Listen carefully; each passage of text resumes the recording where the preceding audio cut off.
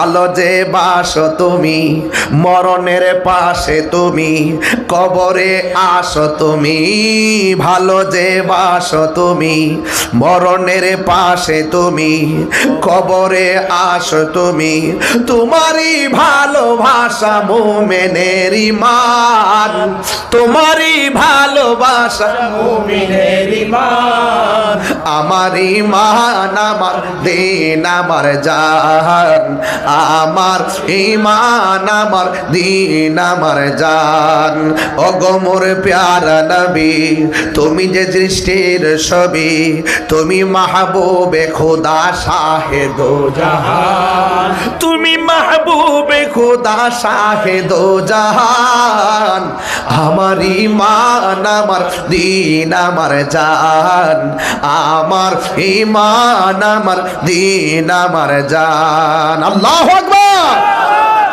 আমার যুবক ভাইরা আল্লাহ রাব্বুল আলামিন সুবহানাল্লাহ সুবহানাল্লাহ বলতেছেন কি জানেননি ও আখরাজাতিল আরদু আসকালাহা জমিন তার বোঝাগুলো বের করে দিবে।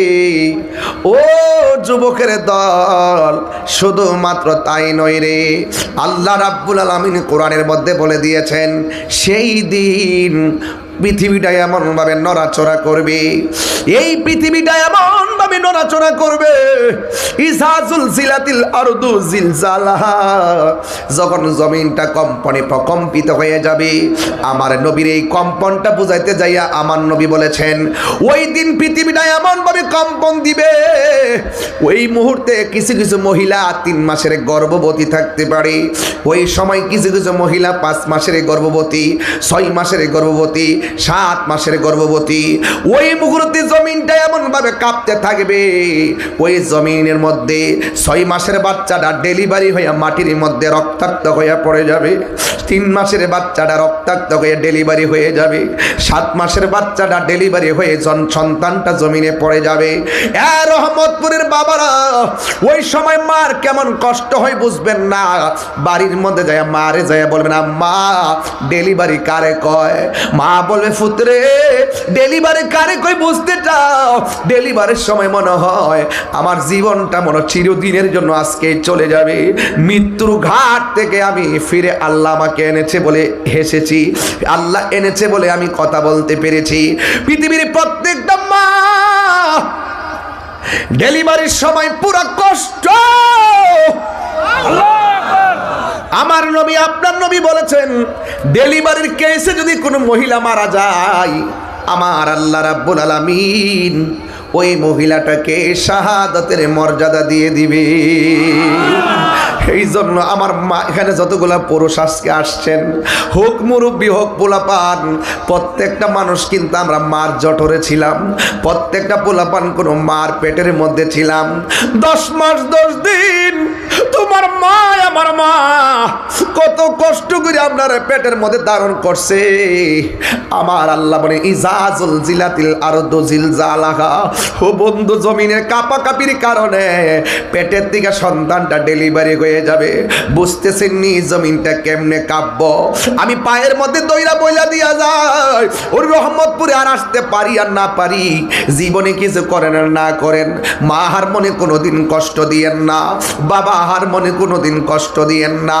এই মা ও মা মাগো আপনার সন্তানটাকে রহমতপুরে আল আমিন, রহমতপুর নেদায় ইসলাম আল আমিন এতিমখানায় ভর্তি করায় দেন।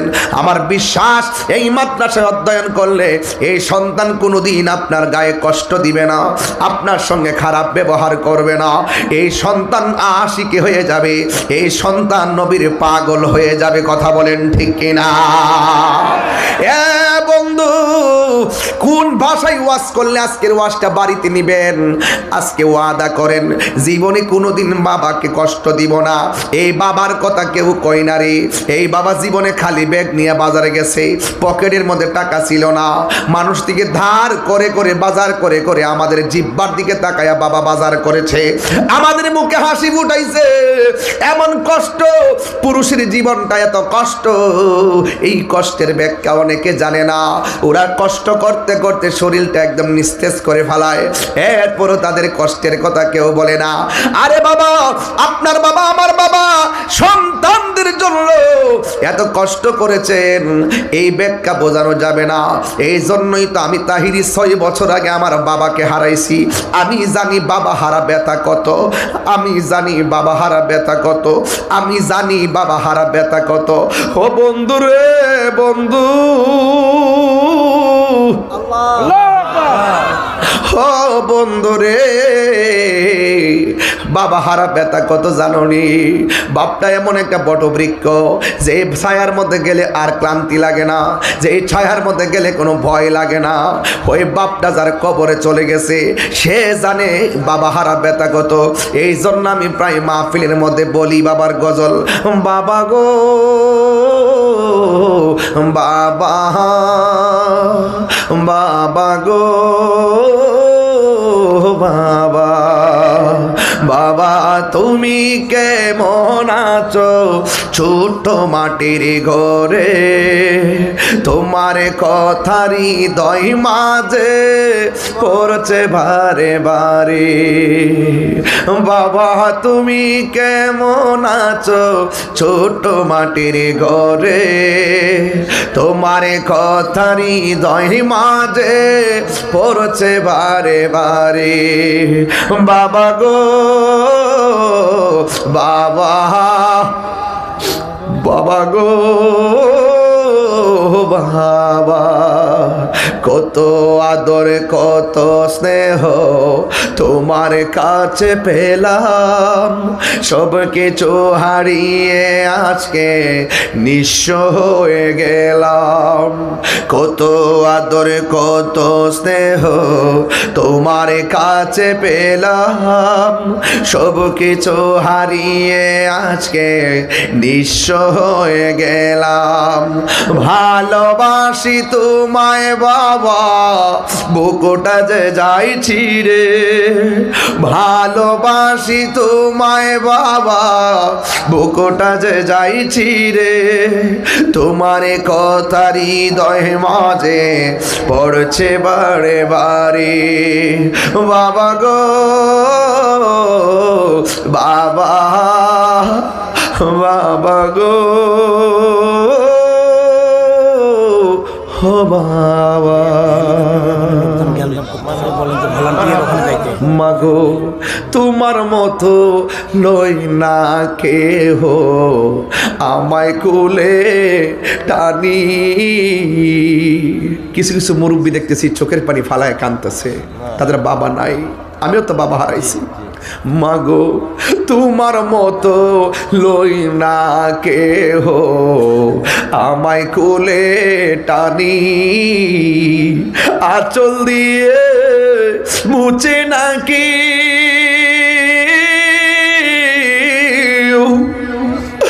আঁচল দিয়ে মুছে নাকি আমার চোখের পানি। হায়রে মা জননী আমার, হায়রে মা জননী মাগো, হায়রে মা জননী আমার, হায়রে মা জননী। আমি কেমন করে দেব মাটি